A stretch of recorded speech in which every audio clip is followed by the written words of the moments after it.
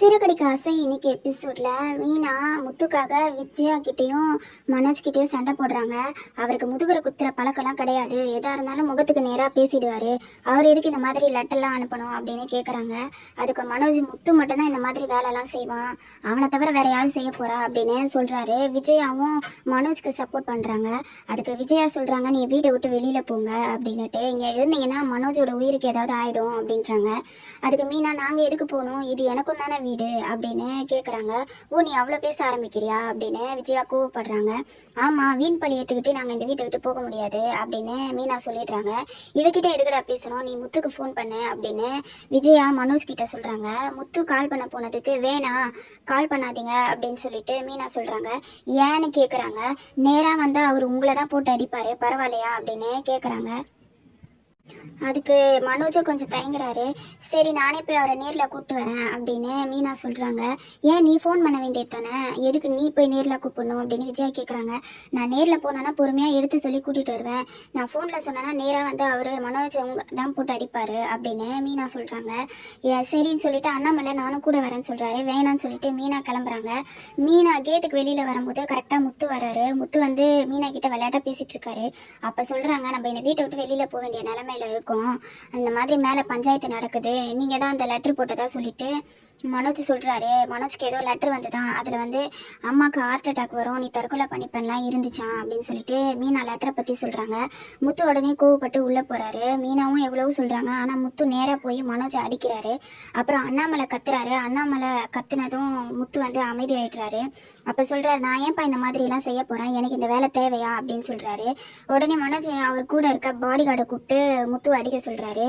முத்துவும் தள்ளுடா தம்பி, நவுருடா அப்படின்னு அந்த பாடி கார்டு கிட்ட சொல்கிறாரு. ஆனால் அவர் வந்து கேட்கவே இல்லை. உடனே முத்து ஒரே ஒரு அடி தான் அடிக்கிறாரு. அப்போது அந்த பாடி கார்டோட கை போய் மனோஜ் மேலே பட்டுறது. மனோஜ் கீழே விழுந்துடுறாரு. அந்த பாடி கார்டு வீட்டை விட்டு வெளியில் போய் விழுந்து அழுகுறாரு குழந்த மாதிரி. அதை பார்த்துட்டு எல்லாரும் விஜயா எல்லாரும் முத்து ஆச்சரியமாக பார்க்குறாங்க. அப்புறம் விஜயா மனோஜை கிண்டல் பண்ணுறாரு. ஏன்டா இவன் ஸ்கூல் பையன் மாதிரி அழுதுகிட்டு இருக்கான், இவனாடா உனக்கு பாடி கார்டு அப்படின்னு கேட்குறாரு. மனோஜும் அவனை வெளியில் அனுப்பிச்சிடுறாரு. உனக்கு வாங்கி கொடுத்த 20 முட்டை கோழி எல்லாம் வேஸ்ட்டாக போச்சுடா அப்படின்னு சொல்லிட்டு வீட்டுக்குள்ளே வராரு மனோஜ். அப்போது முத்து கேட்குறாரு, ஏண்டா நான் எதுக்குடா செய்ய போகிறேன், அந்த கடையை காட்டினதே நான் தானடா உனக்கு, நீ நல்லா இருந்தால் நான் ஏன்டா உன்னை நல்லா இருக்கக்கூடாதுன்னு நினைக்க போகிறேன் அப்படின்னு கத்துறாரு. அப்போது மனோஜ், உன்னை தவிர வேறு யார் இந்த வேலை செஞ்சுருப்பா அப்படின்னு சொல்லிட்டு திரும்பவும் முத்துக்கிட்ட சண்டை போடுறாரு. ஏண்டா அப்போ என்ன தான் நடந்துச்சுன்னு சொல்லு அப்படின்னு சொல்லிட்டு பார்லரை மணியாவது சொல்லுன்னு சொல்லிட்டு ரோஹிணியை கேட்குறாங்க. ரோஹிணி கோயிலில் நடந்த எல்லாத்தையும் சொல்கிறாங்க. அப்போது மீனா சொல்கிறாங்க, இவங்க சொல்கிறதெல்லாம் வச்சு பார்க்கும்போது எனக்கு தெரிஞ்சு அந்த சாமியார் தான் அந்த லெட்டரை அனுப்பியிருக்கணும் அப்படின்னு சொன்னதும் ரோஹிணியோட முகமே மாறிடுது. என்ன இவ கண்டுபிடிச்சிட்டா அப்படின்னு சொல்லிட்டு. அப்போது முத்துவன் சொல்கிறாரு, ஆமாம் அப்படி தான் இருக்கணும் அப்படின்றாரு. இல்லையே, அவர் சாமியாராச்சு, அவர் எதுக்கு அனுப்பணும்னு மனோஜ் சொல்கிறாரு. ஏன்டா ஊரில் அத்தனை போலி சாமியார் இருக்காரு, அது கூட வாடா உனக்கு தெரியல, நீ எல்லாம் என்னடா படித்த அப்படின்னு கத்துறாரு. அவன் வந்து இந்த மாதிரி ரஜினி படத்தோட பேர் தான் இருக்குன்னு சொல்கிறானே அப்படின்னு கேட்குறாரு. அதுக்கு ரவி சொல்கிறாரு, நல்ல வேலைப்பா அவன் அண்ணாமலைன்ற பேரை யோசிக்கல, இல்லைன்னா உன்னை வந்து அடிச்சிருப்பான்ப்பா, நேராக உன்கிட்ட வந்து சண்டை போட்டிருப்பான் மனோஜ் அப்படின்னு சொல்கிறாரு.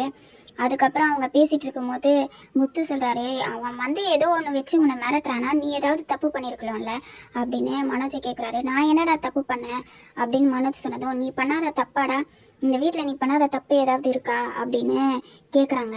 கேட்டதும், நான் எந்த தப்பு பண்ணாலும் தான் மாட்டிக்கிறேனே, எனக்கு தான் மாட்டிக்காமல் தப்பு பண்ண தெரியாது அப்படின்றாரு. அப்போ நீ தப்பு பண்ணலைன்னா உன் கூட இருக்க வேற யாரோ தப்பு பண்ணியிருக்காங்க அப்படின்னு ரோஹிணியை பார்க்குறாரு. உடனே விஜயா கேட்குறாங்க, நீ எதுக்கு இப்போ ரோஹிணியை பார்க்குறேன்னு. இல்லை, மனோஜ் தப்பு பண்ணலன்னா மனோஜ் கூட இருக்க யாரோ ஒருத்தவங்க தப்பு பண்ணுறாங்கன்னு தானே அர்த்தம் அப்படின்றாங்க. அப்புறம் எல்லாரும் பேசிட்டு சரி போலீஸில் போய் கம்ப்ளைண்ட் கொடுக்கலாம் அப்படின்னு சொல்லிட்டு முத்துவும் மனோஜை கூப்பிட்றாரு. மனோஜ் கிளம்புறாங்க. உடனே ரோஹிணி வேணான்னு சொல்லிடுறாங்க. ஏன் வேண்டாம் அப்படின்னு முத்து கேட்குறாரு.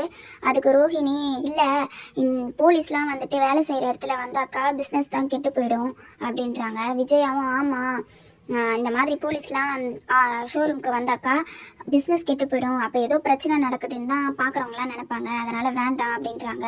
ரோஹிணி, இதெல்லாம் யாரோ காசுக்காக தான் இந்த மாதிரி பண்ணுவாங்க, எங்களோட பார்லர் கூட காசு கேட்டு ரவுடிங்கெல்லாம் வருவாங்க, ஆனால் நாங்கள் தான் கண்டுக்காமல் விட்டுட்டோம்னா அவங்களே போயிடுவாங்க அப்படின்னு ரோஹிணி சொல்கிறாங்க. முத்துக்கு ரோஹிணி மேலே தான் டவுட் வந்து அதிகமாகுது. ரோஹிணியவே பார்க்குறாங்க, இவன் ஏன் போலீஸ்க்கும் சொல்ல வேணான்னு சொல்கிறா, எந்த பதிலும் சொல்லாமல் சைலண்ட்டாக இருக்காளே, நான் அவளை சொல்லியும் அப்படின்ற மாதிரியே ரோஹிணியை பார்த்துட்டு இருக்காங்க. ரோஹிணிக்கு முத்து டவுட் படுறது தெரிஞ்சிடுச்சு. அதுக்கப்புறம் வா மனோஜ் உள்ளே போகலாம் அப்படின்னு சொல்லிட்டு மனோஜை கூட்டிகிட்டு ரூம்குள்ளே போயிடுறாங்க.